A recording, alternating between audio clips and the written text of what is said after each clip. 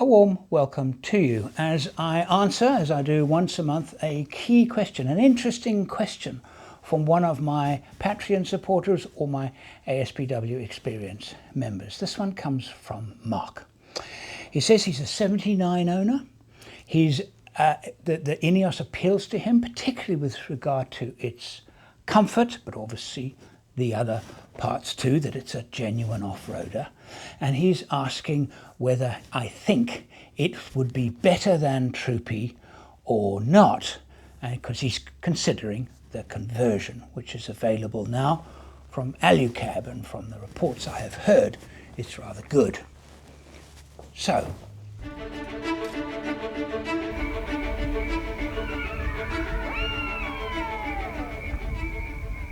before that story, I need to let you know that EGON, the DC hub, if you're building a vehicle and you're planning your electrics, EGON DC hub now comes with a smaller, more compact bracket, making it even easier to fit into a combined space. Celebrating that new bracket in the month of November. It's unlikely to happen again. Free bracket. It's worth over $140. So look at that there. See, can you see the comparison there? These are, of course, brackets for DC hub. So the link is in the description if you want to take advantage of that now. Secondly, Overland Workshop. I built a brand new course for the workshop, and this time targeting people that are really interested in getting on board, are not quite sure, a little bit uncertain, but want to start this wonderful thing called Overlanding. And that course is a standalone course on Overland Workshop and also part of the yearly subscription. I think that's all. Let's start the story. I think the Ineos is a really interesting vehicle. And for me now, having had the Troopy for so long, I'm intrigued by the Ineos. And so I'm going to try and be as neutral as I possibly can.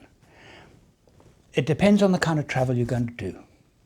If you're just doing short trips, weekend trips, and off-road, you're going to go off-road, I think that the Ineos might actually be better in many respects, because it's going to be equal, if not better, than Troop Carrier. There are sufficient companies now making accessories for Ineos. For example, upgraded suspensions, bigger choice of wheels and tires, nice bar work, and of course the conversion. Very importantly, a fuel tank, because the standard fuel tank is adequate only for real weekend trips. But you could, of course, carry extra jerry cans to stretch the range. The Troopy has two 90-litre tanks, which means by itself its range is very good. The 2.8 Troopy engine is going to use less fuel than both the diesel and petrol Ineos engines. The Ineos is getting a good reputation for strength. It's getting a good reputation for reliability. There are few people that are coming back with horror stories about the Ineos. So if I think about it, its shortcomings are that it's a bit of an exotic. That if you are doing very challenging trips and very remote terrain, and that you were concerned that the fact that, you might need support to, in case of a breakdown, then the Troopy is by far the better choice, because it's a Toyota 70 series. However, the 2.8 Troop Carrier is more electronic than its predecessors. And so if you're thinking about, the reliability and the ability to service these vehicles, yes, the Toyota is going to be better, but it's also got quite a few electric and digital functions within the engine management system. Toyota is more proven than Ineos, but as I said, the Ineos is proving to be quite good. Right now, if I had to choose one or more of the vehicle, I would investigate things like payload. I know for a fact that with the Troop Carrier, now with the new GVM as standard, one does not need a GVM upgrade with troop carrier. In my opinion, if you're building a troop carrier and you're considering a GVM upgrade, you've missed the point. You're going to ruin the car because it's not going to be very good off-road, because any extra weight you're going to put on it, most of it is going to end up over the back axle, and the vehicle is going to be a mediocre off-roader. So my advice would be, don't even consider a GVM upgrade, because if you need one, your vehicle you've overdone it for off-road use. Now, a lot of people that build troop carriers don't use them off-road. Or maybe a bit of gravel road, which means it's fine. Load it. It's fine. It handles the load well. The Ineos has a limitation with its payload. Question, can you do a GVM upgrade on the Ineos? I would, again, for exactly the same reason, avoid it. So do some calculations on the GVM. Is it going to carry the weight you want to, according to the kind of trip that you are going to be doing? You mentioned in your question to me that it appealed to you because of the added comfort. It's going to be more comfortable. Now, you can take a 79, like I did with a 78. You can put in a suspension system like I did with the Superior Engineering, those shocks I put in. I did good soundproofing. You're going to need to change the seats because, well, I find the standard Toyota Land Cruiser 70 series seats, I can't bear them. I thought I'd kind of got used to them a little bit, and I recently did a trip with my 2.8, and I don't like the seats. They don't, and some people find them absolutely fine. I don't. My back complained. And actually, when I got back, my back complained and reminded me, you know, those seats in that thing, they don't suit your back. Van-wise, taking the van all the way, driving it all the way over 9 days or so it took us to drive from Brisbane. No backache at all. The standard high Ace seats. They're just better seats. There's more space. One other thing with 79, and you know that it's a 79, it's quite cramped inside. It's quite a tight fit, particularly width-wise. Your right knee, continuously rubs against the window winder. With a troop car, with an Ineos, you're going to have that lump in the floor.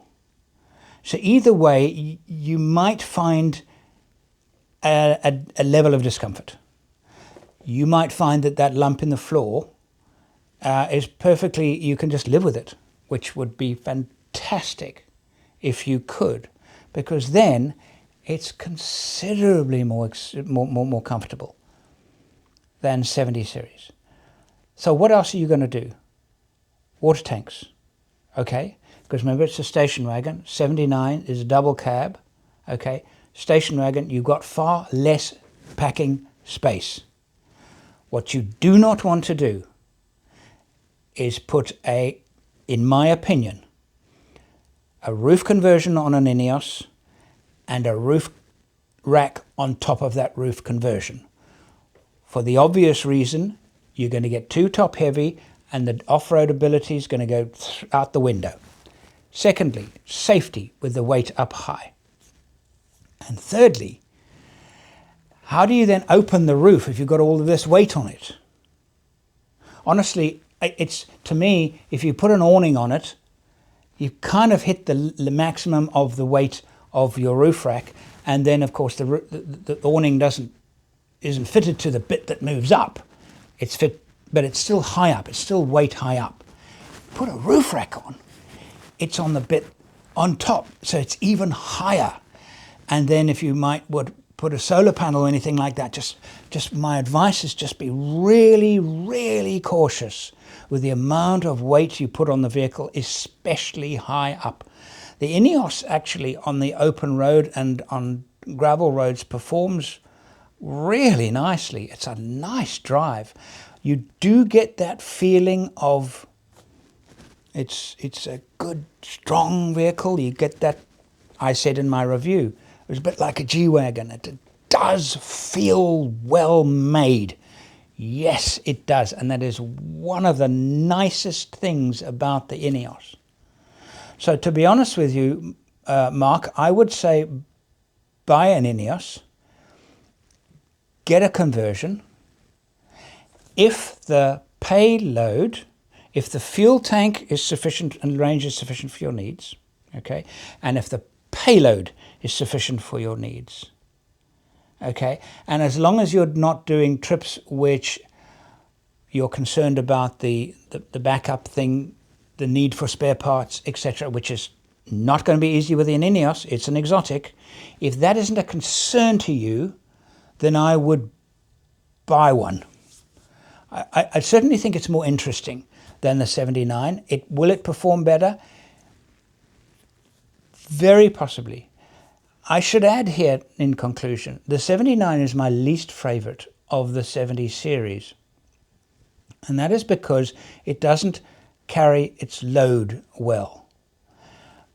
The 76 and the 78 carry it better than the 79, particularly the double cab, all that weight behind the back axle. And so heavily laden 79, that is why, if you remember my Dream Tourer, when I built the Dream Tourer, I decided that that amount of weight, and it was a lot lighter than it looked, I have to tell you now, a lot lighter.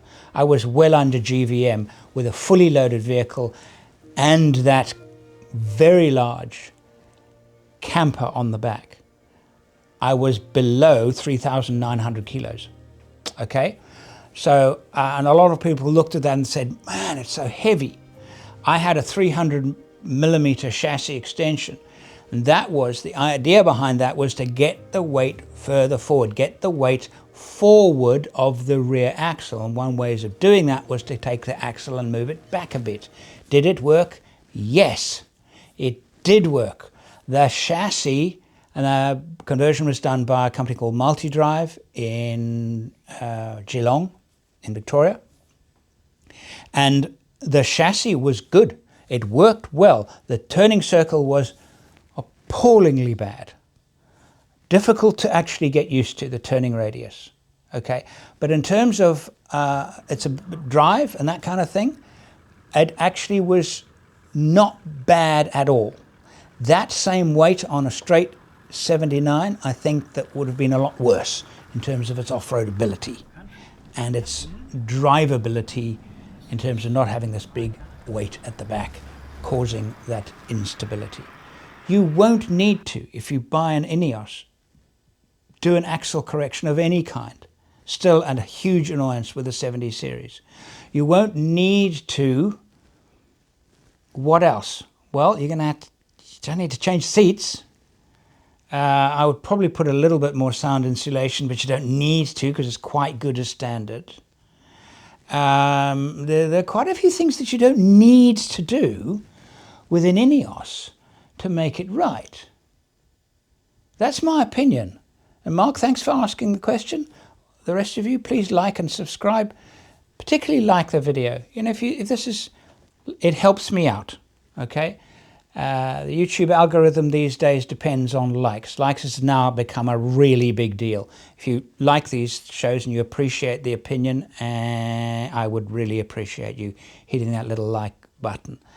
And there are lots more to come. You want to join our Patreon, the link is in the description, or the ASPW Experience. These are both ways you can support me and I can support you. Until next time, thank you so much for watching.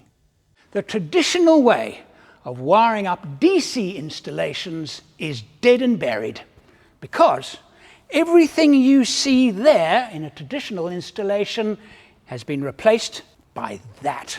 Because every component shown here is replaced by the EGON DC hub because it eliminates the need for lugs, crimps, heat shrinks, and it eliminates the need for expertise. All those replaced with a screwdriver.